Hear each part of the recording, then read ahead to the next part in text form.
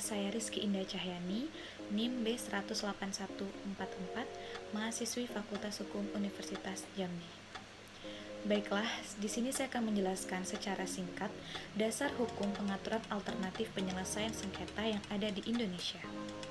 Penyelesaian sengketa melalui lembaga-lembaga alternatif penyelesaian sengketa secara tak langsung sudah berkembang dan telah diterapkan oleh masyarakat Indonesia, seperti negosiasi, mediasi, konsiliasi, dan arbitrase.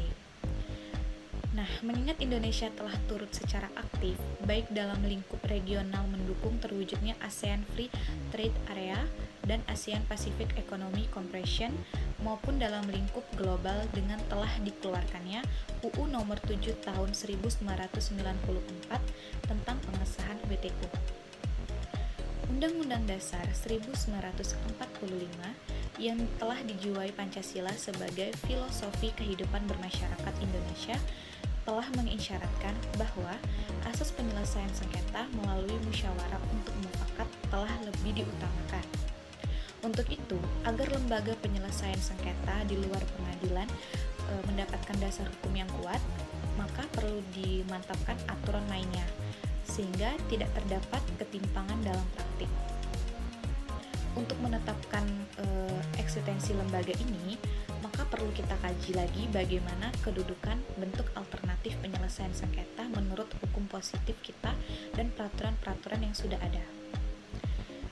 Keterangan lengkap menurut pasal 81 UU Nomor 30 Tahun 1999 telah menyatakan pada saat undang-undang ini mulai berlaku, ketentuan mengenai arbitrase sebagaimana dimaksud dalam pasal 615 sampai dengan pasal 651 Reglamen Acara Perdata dan pasal 377 Reglamen Indonesia yang telah diperbarui. Konsep dan pedoman alternatif penyelesaian sengketa telah dimulai sejak tahun 1970, yaitu dalam Undang-Undang Nomor 14 Tahun 1970 tentang ketentuan pokok kekuasaan kehakiman. Dalam penjelasan pada pasal 3 undang-undang ini menyatakan penyelesaian perkara di luar pengadilan atas dasar perdamaian atau melalui wasit atau arbitrase telah diperbolehkan. Tetapi, putusan arbiter hanya mempunyai kekuatan eksekutorial setelah memperoleh izin atau perintah untuk dieksekusi dari pengadilan. Selain itu juga pasal 14 ayat 2 Undang-Undang Nomor 14 Tahun 1970 juga termasuk.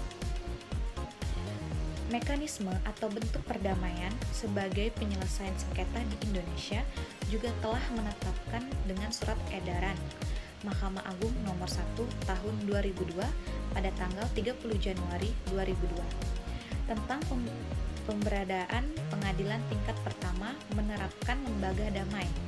Surat edar Mahkamah Agung itu merupakan indikasi bahwa penyelesaian sengketa melalui perdamaian atau dading merupakan pilihan yang sangat cocok bagi masyarakat Indonesia. Dasar pengaturan tentang ADR dan arbitrase kemudian disempurnakan dengan Undang-Undang Nomor 30 Tahun 1999 tentang arbitrase dan alternatif penyelesaian sengketa yang dimuat dalam Lembaran Negara Republik Indonesia tahun 1999 nomor 138 tanggal 12 Agustus 1999. Nah, kekurangan dalam undang-undang arbitrase ini tidak diatur dalam aspek-aspek internasional dari arbitrasenya. Padahal transaksi perdagangan internasional makin berkembang dengan berbagai klausula arbitrasenya kini telah menjadi peristiwa sehari-hari. Sedangkan pengaturan yang lebih rinci tentang negosiasi, mediasi, dan konsiliasi saat ini belum ada ketentuan perundang-undangannya yang begitu tegas. Sehubungan dengan hal ini, dalam praktik dunia bisnis, dalam upaya mencapai kesepakatan dan berkeadilan, maka dalam penerapan ADR juga memperhatikan Undang-Undang Nomor 30 Tahun 1999 mengatur tentang penyelesaian sengketa atau beda pendapat antara para pihak dalam suatu hubungan hukum tertentu yang telah mengadakan perjanjian arbitrase yang secara tegas menyatakan bahwa semua sengketa atau benda pendapat yang timbul atau yang mungkin akan timbul dari hubungan hukum tersebut akan diselesaikan dengan cara arbitrase atau melalui alternatif penyelesaian sengketa bisnis sebagai pedoman. Demikianlah penjelasan secara singkat saya tentang dasar hukum pengaturan alternatif penyelesaian sengketa yang ada di Indonesia. Apabila ada kekurangan dan kesalahan, mohon maaf. Saya akhiri dengan wassalamualaikum warahmatullahi wabarakatuh.